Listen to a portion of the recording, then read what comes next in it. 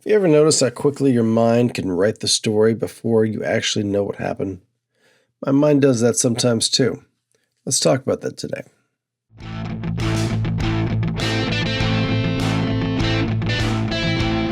Hello and welcome to Thrive Within. I'm your host, Marc, the life coach, educator, and someone who's passionate about helping you live more fully, honestly, and aligned with who you really are.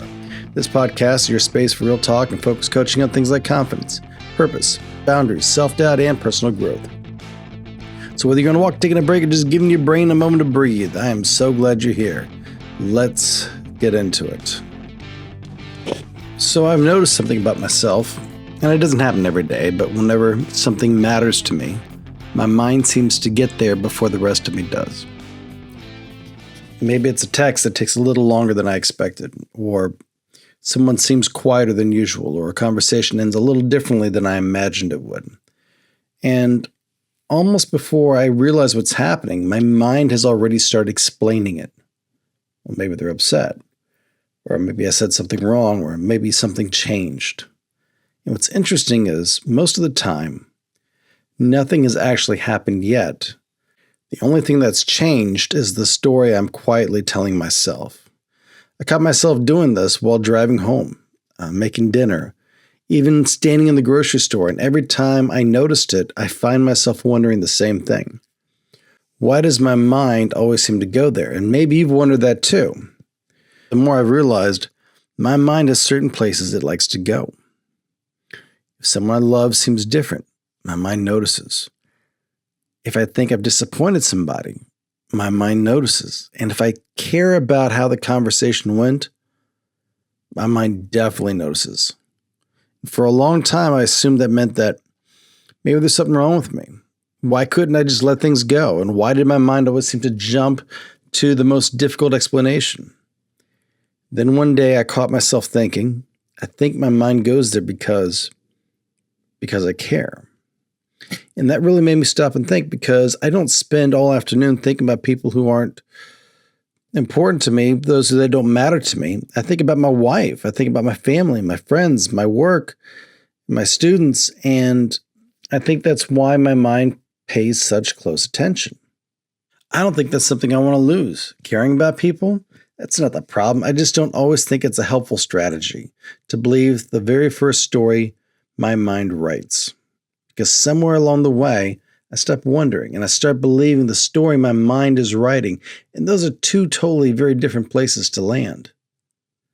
The other day, I ran into somebody at a grocery store that I know, and we started talking for maybe 15 seconds, and they seemed distracted.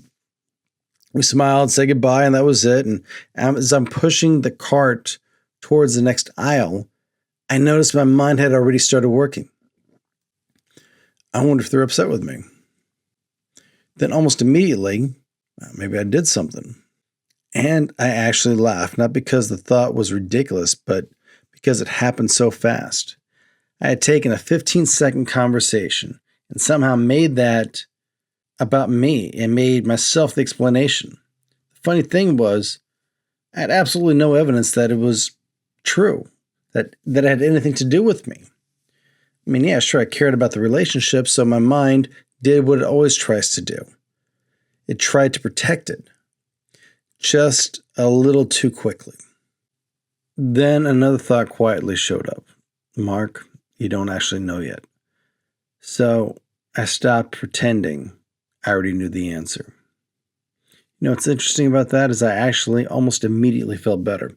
Not because I suddenly knew the answer. I didn't. I just stopped pretending. One of the things that coaching has taught me over the years is that everyone's mind tells a different story. One person hears, "Hey man, can we talk tomorrow?" and immediately thinks, "Oh my God, I'm in trouble." Someone else wonders if the person is okay. Someone else assumes they've disappointed someone. Stories are different, but I've noticed that they all begin in the same place. They begin with care.